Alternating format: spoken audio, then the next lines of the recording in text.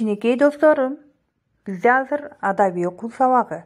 Силер бүгүнкү сабакты чыдамсыздык менен күтүп жаткан чыгарсыңар. Анткени биз өткөн сабакта Жыл жана анын балдары деген кызыктуу жомоктун биринчи бөлүмүн окуганбыз. Ал эми бүгүн ошол жомоктун уландысын окуйбуз. Силер үчүн кызыктуу болуп жаткан болсо, анда балдар баарыбыз жакын келип көңүл бурабыз. Жыл жана анын балдары, экинчи бөлүм. Бир күнү жан-жаныбарларды чогултуп алып, Жыл мынтип айтты: баарыңар угуп тургула, бир күн кыш, бир күн жаз болсо болбойт экен. Ошондуктан мен 4 балама күндөрдү бөлүп берейин. Ар кимиси өз иштерин ошол бөлүнгөн күндөрдө аткарсын. Улуу балам кышка 91 күн.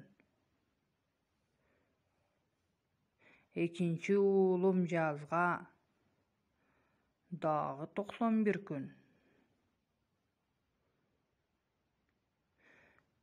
Үчүнчү уулум жайга болсо 92 күн.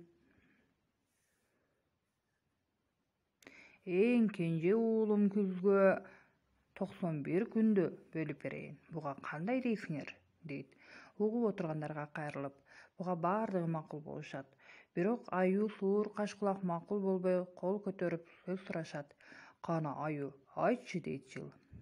Аю өз оюн айтат. Улуу уулуңузга күндү азыраак берсеңиз экен.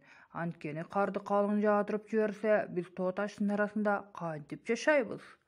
Ачкадан өлбөйбүзбү? Дешет Суур менен Кашкулак да Аюнун сөзүн улап.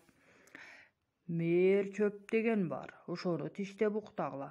Көктөмгө дейре жыргап жата бересиңер, дейт Жыл. Ошентип Жылдын 4 баласы 4 мезгил аталып калыптыр. Аю, Суур, Кашкулактар болсо кышкысын мээр чөптү тиштеп, эч нерседен капарсыз уктап жата беришет экен. Анда балдар, дептериңерге сөздүктү жазып алгыла. Мээр чөп, дарылыгы, азыктуулугу, күчтүү тоо чөбү. Андан ары уласак, суроолорго көңүл бургула.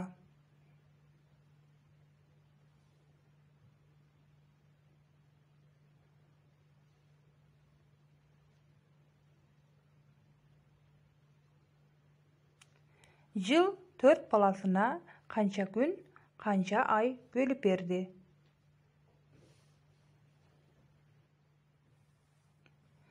Бул мезгилдерде аба ырайы, айлана чөйрө кандай болоорун сүрөттөп көргүлөчү.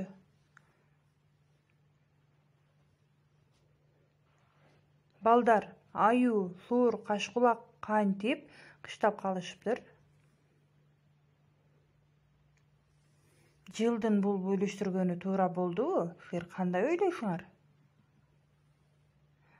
Эгер балдар силерге бүгүнкү сабагыбыз түшүнүктүү болгон болсо, үйгө тапшырма алабыз. Силер жыл мезгилдерин кандай бөлүштүрө өрөлөңөр. Эмне үчүн? Үйдөн ойлонуп келгиле. Саламатта калгыла балдар.